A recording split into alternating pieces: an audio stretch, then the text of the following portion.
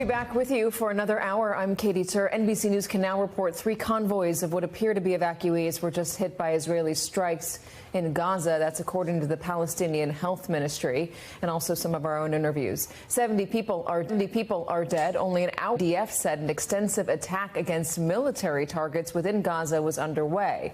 This morning, Israel dropped thousands of leaflets in the north of the Strip warning civilians to go south.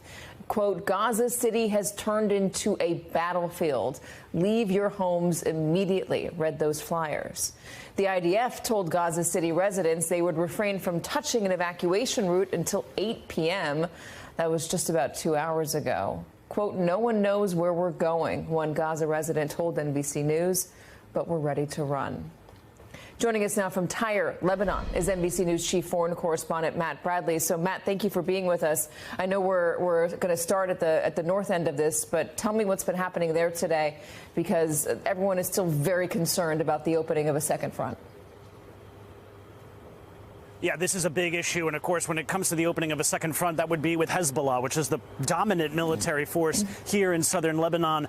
You know, Hezbollah is, like Hamas, backed by Iran. And so far, they haven't weighed in fully into the conflict. But they did say in a statement today that they were fully prepared to do so. They rejected the urging of Western governments to stay out of the conflict. And we got some other ominous signals. You know, yesterday we heard that the foreign minister of Iran, again, the main benefactor of both Hamas and Hezbollah, financially, politically, and in terms of training.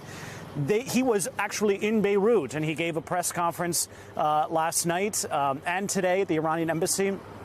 And he didn't really answer the question of whether Hezbollah was going to be entering into the fight.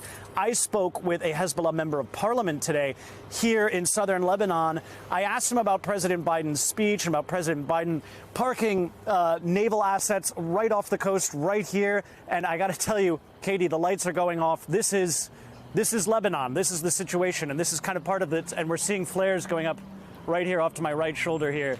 This is a dicey situation, and the reason why so many Lebanese people don't want to go into this war is because of the situation like this. We're under constant blackouts. There's been a 4-year-long economic crisis that have seen blackouts like this going on over and over again. The currency has tanked. The situation in Lebanon for the vast majority of people is desperate. Poverty is something at like 80%. And that's why even if Hezbollah does decide to go into war, there are a huge, huge number of Lebanese people who will be dragged kicking and screaming along with it.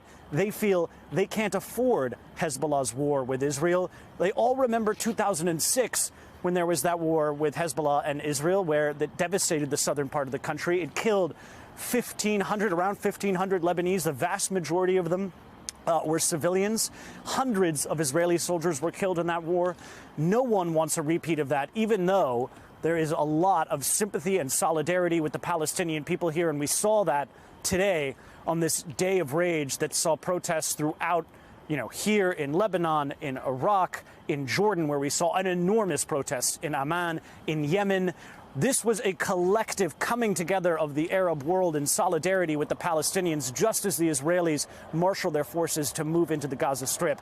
So when it comes to war, yes, there is an appetite for it in the Arab world, but I can speak for here in Lebanon, it is a reluctant appetite. It is one where people really feel as though they don't want to have to carry the burden of the entire region once again fighting against Israel. Katie?